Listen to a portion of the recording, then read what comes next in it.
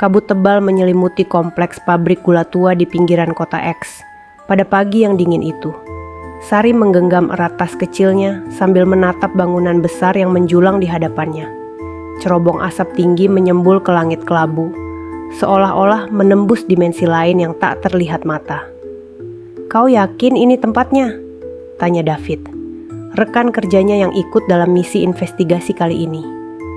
Matanya menyipit menatap papan nama yang sudah pudar di gerbang masuk. PT Manis Sejahtera, didirikan 1952. Sari mengangguk sambil mengeluarkan secarik kertas dari sakunya. Alamatnya cocok. Dan lihat. Ia menunjuk ke arah belakang pabrik. Ada pemukiman penduduk di sana, sesuai dengan laporan yang kita terima. Mereka berdua adalah jurnalis investigatif yang bekerja untuk sebuah media online independen. 3 minggu yang lalu, mereka menerima surat anonim yang mengklaim bahwa pabrik gula ini menyimpan rahasia kelam. Surat itu ditulis dengan tangan gemetar, berisi cerita tentang hilangnya beberapa pekerja secara misterius dan praktik-praktik aneh yang dilakukan manajemen pabrik. "Selamat pagi." Suara menggelegar dari arah gerbang membuat keduanya terlonjak. Seorang pria paruh baya dengan seragam keamanan berjalan menghampiri. Lencana di dadanya bertuliskan Bambang Security. "Maaf Pak, kami dari media ingin melakukan wawancara singkat tentang kondisi pabrik ini," kata Sari sambil menunjukkan kartu pers. Bambang terdiam sejenak, ekspresi wajahnya berubah. "Media? Wah, sudah lama sekali tidak ada yang datang ke sini. Kalian yakin mau masuk?" "Tentu saja. Ada yang perlu kami khawatirkan?" David bertanya dengan nada penasaran. Bambang menggeleng cepat. Tidak. Hanya saja, ya sudahlah. Silakan masuk. Tapi ingat, jangan sampai mengganggu proses produksi ya." Begitu melewati gerbang, Sari dan David langsung merasakan sesuatu yang aneh. Udara terasa lebih dingin dan lembab, meskipun pagi itu cukup cerah. Bau manis gula bercampur dengan aroma lain yang tidak bisa mereka identifikasi. Sesuatu yang membuat perut mereka bergejolak. Kompleks pabrik lebih besar dari yang mereka bayangkan. Bangunan utama terdiri dari 3 lantai dengan struktur bata merah yang sudah menghitam karena usia. Di sekelilingnya tersebar beberapa gudang dan fasilitas pendukung lainnya. Yang paling menarik perhatian adalah sebuah menara air tua di ujung kompleks, yang tampaknya sudah tidak digunakan lagi. "Pak Bambang," panggil Sari, "kami bisa bertemu dengan manajer pabrik." "Oh, Pak Suroto, beliau sedang rapat. Tapi kalian bisa bertemu Bu Indira dulu. Dia kepala bagian sumber daya manusia. Kantornya di lantai 2 bangunan utama." Mereka berjalan melewati area produksi. Mesin-mesin besar berdengung keras, menciptakan simfoni industri yang monoton. Pekerja berseragam biru bergerak dengan gerakan yang hampir otomatis, seolah-olah mereka adalah bagian dari mesin itu sendiri. "Ada yang janggal," bisik David kepada Sari ketika mereka menaiki tangga menuju lantai 2. "Lihat mata para pekerja tadi. Mereka semua kosong." Sari mengangguk. Dia juga merasakan hal yang sama. Para pekerja itu bekerja dengan sangat fokus, tetapi tidak ada kehangatan manusiawi dalam gerakan mereka. Seperti boneka yang digerakkan oleh tali tak kasat mata. Ruangan Bu Indira terletak di ujung koridor lantai 2. Pintu kayunya yang tua berderit ketika mereka mengetuk. Suara lembut dari dalam mengizinkan mereka masuk. Bu Indira adalah wanita berusia sekitar 45 tahun, dengan rambut yang diikat rapi. Wajahnya ramah, tetapi ada kilatan aneh di matanya ketika dia mengetahui bahwa mereka adalah wartawan. "Silakan duduk," katanya sambil menunjuk kursi di hadapan mejanya. "Jarang sekali ada tamu dari luar yang berkunjung ke sini. Kalian tertarik dengan apa tentang pabrik kami?" "Kami mendengar beberapa isu tentang kondisi kerja di sini," kata Sari hati-hati. "Dan juga beberapa laporan tentang pekerja yang menghilang." Ekspresi Bu Indira berubah seketika. Senyumnya memudar dan digantikan oleh tatapan yang tajam. "Siapa yang memberitahu kalian hal itu?" Tanyanya dengan nada yang lebih dingin. "Sumber kami rahasia, Bu. Tapi kami hanya ingin memverifikasi informasi yang kami terima," jawab David. Bu Indira terdiam lama. Jari-jarinya mengetuk-ngetuk meja dengan irama yang tidak beraturan. "Kalian harus memahami, pabrik ini sudah beroperasi selama puluhan tahun. Tentu saja ada pekerja yang datang dan pergi. Itu hal yang wajar. Tapi bagaimana dengan yang menghilang secara mendadak, tanpa pamit, tanpa mengambil gaji terakhir?" desak Sari. "Itu..." Bu Indira terlihat ragu. "Itu urusan pribadi mereka. Kami tidak bisa mengontrol kehidupan personal karyawan." Pembicaraan berlanjut selama hampir 1 jam, tetapi Bu Indira tampak semakin gelisah. Akhirnya, dia berdiri dan berkata, "Maaf, saya ada rapat. Kalau kalian mau, bisa berkeliling pabrik dulu. Nanti sore mungkin bisa bertemu Pak Suroto." Setelah keluar dari ruangan Bu Indira, Sari dan David memutuskan untuk berkeliling sendiri. Mereka turun ke lantai 1 dan mulai mengamati proses produksi lebih dekat. Pabrik gula ini menggunakan teknologi yang cukup tua. Tebu dimasukkan ke dalam mesin penggiling besar. Kemudian cairannya diolah melalui serangkaian proses perebusan dan kristalisasi. Yang aneh adalah, meskipun proses ini seharusnya menghasilkan banyak suara, ada keheningan yang menyelimuti tempat itu. "David, lihat itu." Sari menunjuk ke sebuah pintu kecil di ujung ruang produksi. Pintu itu sedikit terbuka, dan dari celahnya terlihat tangga yang menuju ke bawah. "Basement?" tanya David. "Sepertinya. Ayo kita lihat." Mereka berjalan menyelinap menuju pintu tersebut. Tidak ada pekerja yang memperhatikan mereka. Semua terlihat terlalu fokus dengan pekerjaan masing-masing. Tangga menuju basement terbuat dari besi tua yang sudah berkarat. Setiap langkah mereka bergema di ruang yang sempit. Lampu-lampu kecil yang terpasang di dinding memberikan penerangan yang redup dan menciptakan bayangan-bayangan menakutkan.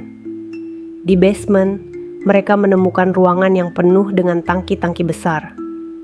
Aroma manis gula di sini lebih pekat, hampir menyesakkan. Tetapi ada bau lain juga. Bau yang membuat mereka merasa mual. "Sari, kau lihat itu tidak?" David menunjuk ke salah satu sudut ruangan. Di sana, tergeletak tumpukan pakaian kerja yang kotor dan robek. Beberapa di antaranya masih memiliki lencana nama. Joko, Sutrisno, Aminah. Ini pakaian para pekerja yang hilang," bisik Sari dengan suara gemetar. Tiba-tiba, mereka mendengar suara langkah kaki dari atas. Seseorang sedang turun ke basement. Sari dan David dengan cepat bersembunyi di balik salah satu tangki besar. Suara langkah kaki semakin mendekat, disertai dengan suara percakapan yang tidak jelas. "Sudah waktunya lagi," suara seorang pria. Yang baru lebih muda, lebih kuat. Suara wanita yang mereka kenali sebagai Bu Indira. Ritual harus dilakukan dengan sempurna kali ini.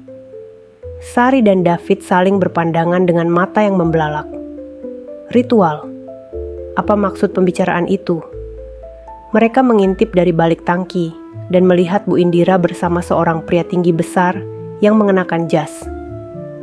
Pria itu kemungkinan adalah Pak Suroto, manajer pabrik. "Korban terakhir sudah tidak cukup kuat," kata Pak Suroto. "Kita perlu yang lebih fresh. Mungkin salah satu dari tamu kita hari ini." Bu Indira tertawa kecil. "Mereka wartawan. Kalau mereka hilang, pasti akan ada yang mencari. Tidak masalah. Selama ini kita sudah berhasil menutupi jejak dengan baik. Lagi pula, pabrik membutuhkan tumbal yang berkualitas untuk tetap beroperasi." "Tumbal!" Kata itu membuat darah Sari dan David seakan membeku. Mereka sekarang mengerti mengapa para pekerja menghilang. Mereka dijadikan tumbal untuk sesuatu yang jahat. Pak Suroto dan Bu Indira kemudian berjalan menuju bagian terjauh dari basement, ke sebuah ruangan yang pintunya terbuat dari besi tebal. Ketika pintu itu terbuka, cahaya merah menyala dari dalam, dan Sari bisa mendengar suara aneh, seperti bisikan-bisikan yang tidak manusiawi. "Malam ini," kata Pak Suroto, "kita akan melakukan ritual lagi. Sudah terlalu lama pabrik tidak mendapat nutrisi spiritual." Setelah Pak Suroto dan Bu Indira pergi, Sari dan David menunggu beberapa menit sebelum keluar dari persembunyian. Mereka bergerak perlahan menuju ruangan yang tadi dibuka oleh kedua orang itu. Pintu besi itu sudah tertutup kembali, tetapi tidak terkunci. David mendorongnya perlahan, dan mereka disambut oleh pemandangan yang membuat jiwa mereka berguncang.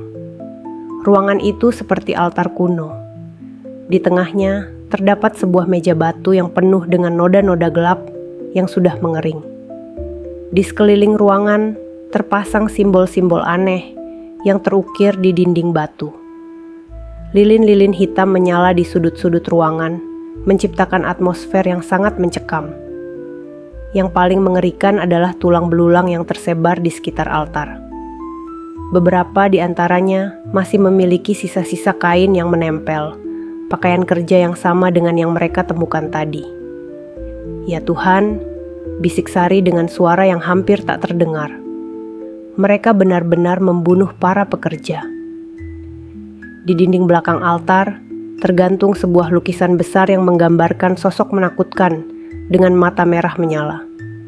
Di bawah lukisan itu tertulis dalam bahasa yang tidak mereka pahami, tetapi entah bagaimana mereka merasakan aura kejahatan yang memancar darinya. David mengambil foto sebanyak mungkin dengan kamera tersembunyinya, sementara Sari mencatat setiap detail yang mereka lihat. Mereka harus mengumpulkan bukti sebanyak mungkin. Tiba-tiba, mereka mendengar suara mesin pabrik berhenti. Keheningan total menyelimuti kompleks. "Mereka tahu kita di sini," bisik David. Sari dan David berlari keluar dari ruangan ritual dan menaiki tangga menuju lantai dasar. Tetapi begitu mereka sampai di atas, mereka melihat bahwa semua pekerja telah berhenti bekerja dan sedang menatap mereka dengan mata yang kosong.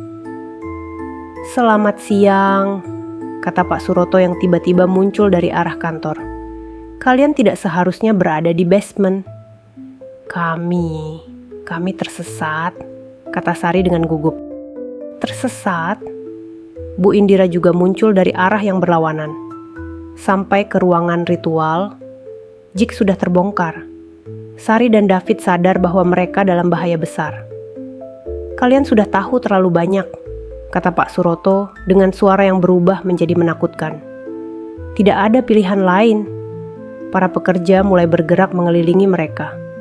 Gerakan mereka kaku dan tidak natural, seperti zombie yang dikendalikan oleh kekuatan gaib. "Lari!" teriak David.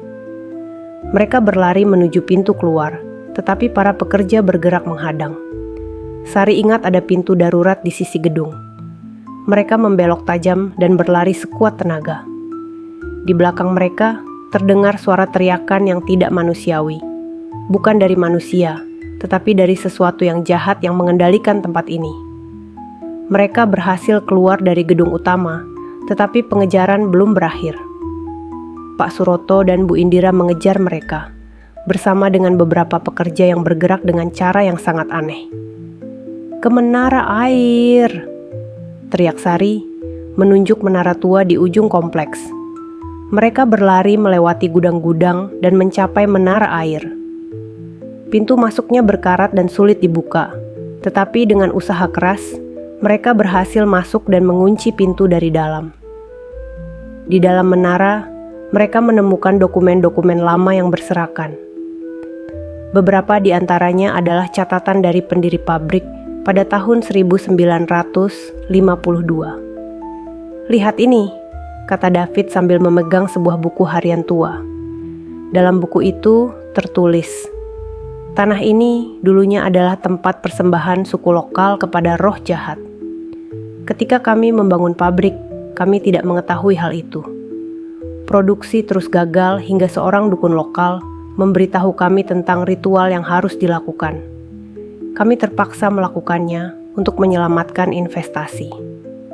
Jadi sejak awal, pabrik ini sudah dikutuk," kata Sari. dan mereka terus melakukan pembunuhan untuk menjaga pabrik tetap beroperasi.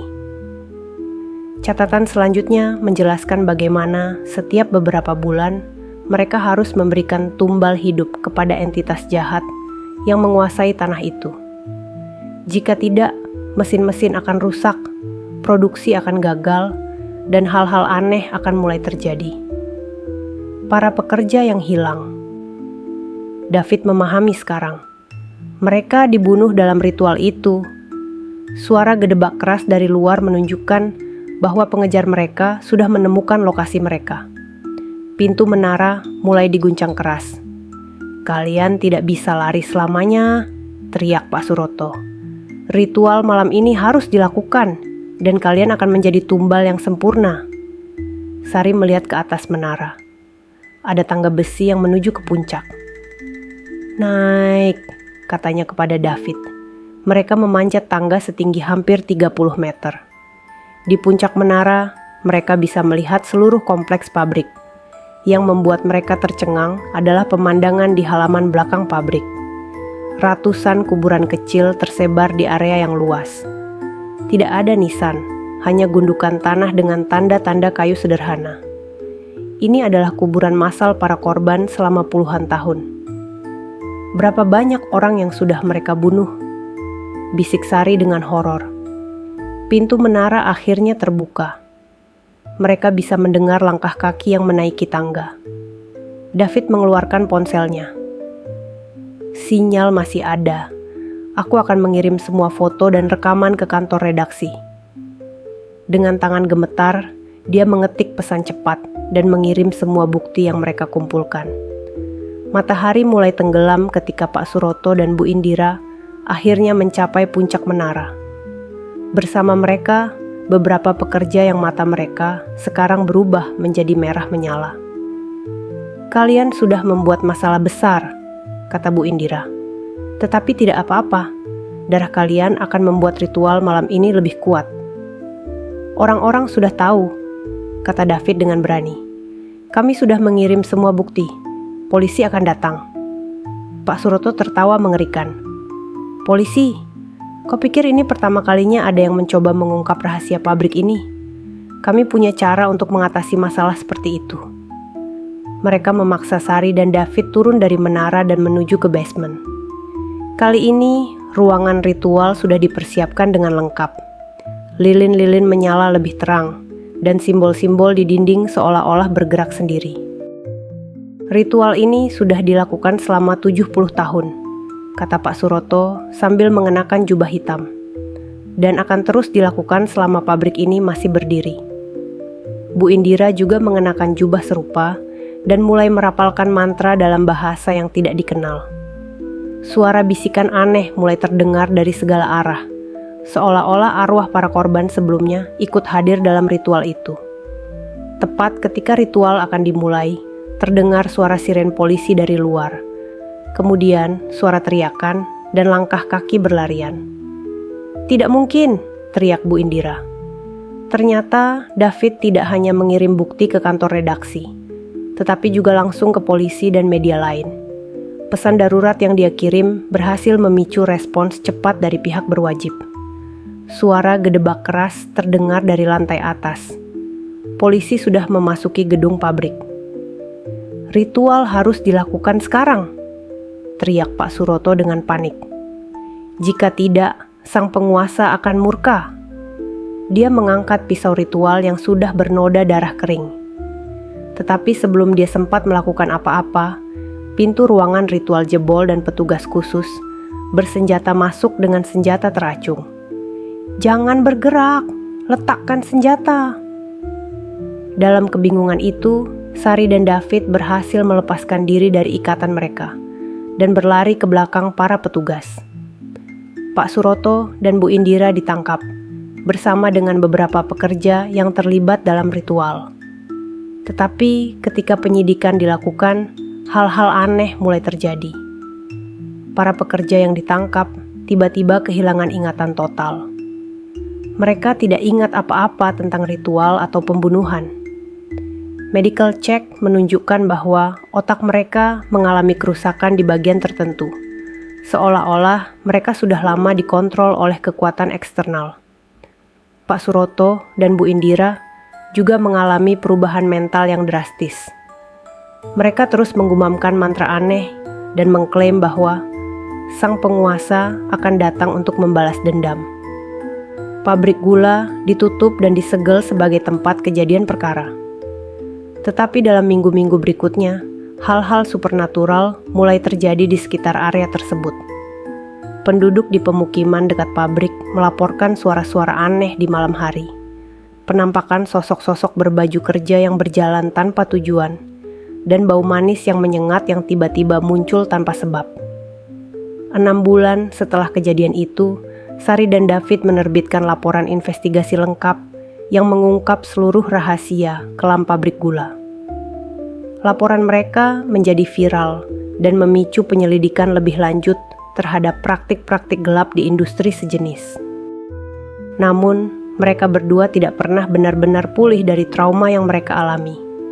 Sari sering mengalami mimpi buruk tentang ruangan ritual, dan David mengaku sering mendengar bisikan-bisikan aneh saat sendiri. Pabrik gula itu akhirnya dibongkar total, dan di tempat tersebut dibangun taman memorial untuk mengenang para korban. Tetapi penduduk lokal masih menghindari area itu, terutama saat malam hari.